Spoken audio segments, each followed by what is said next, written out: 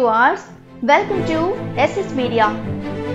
నెల్లూరు జిల్లా అంటే వైసీపీకి కంచుకోట. 2014-19 ఎన్నికల్లో వైసీపీ ఈ జిల్లాలో క్లీన్ స్వీప్ చేసింది. వైఎస్ జగన్ కూడా ఈ జిల్లాకు అధిక ప్రాధాన్యం ఇచ్చారు.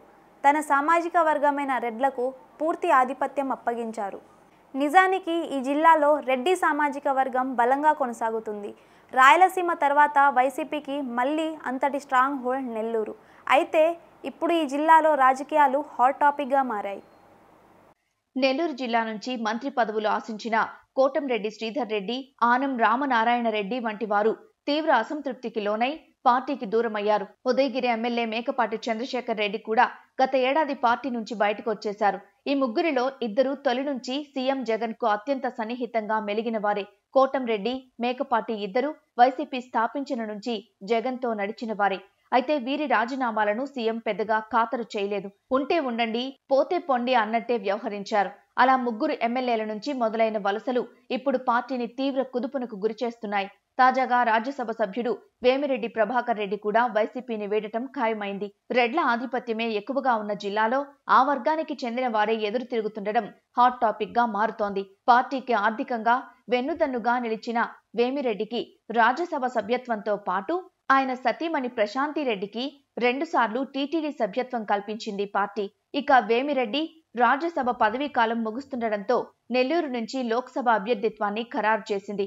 అయితే పేరుకు తనకు ఎంపీ టికెట్ ఇచ్చినా తన అభీష్టానికి వ్యతిరేకంగా పార్టీ పనిచేస్తుందనే కారణంతో ఇప్పుడు వేమిరెడ్డి పార్టీకి గుడ్ బై చెప్పాలనే నిర్ణయం తీసుకున్నారనే ప్రచారం సంచలనం రేపుతోంది.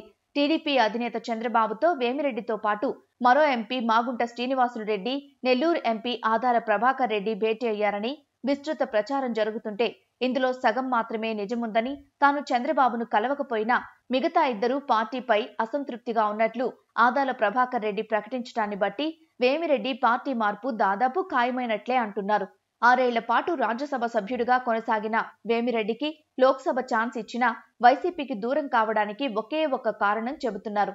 వేమిరెడ్డి భార్య ప్రశాంతిరెడ్డికి నెల్లూరు సిటీ ఎమ్మెల్యే టికెట్ నిరాకరించడంతో పాటు తనకు కనీస సమాచారం లేకుండా నెల్లూరు సిటీ అభ్యర్థిగా డిప్యూటీ మేయర్ ఖలీల్ ను ఎంపిక చేయడాన్ని వేమిరెడ్డి జీర్ణించుకోలేకపోతున్నట్లు చెబుతున్నారు.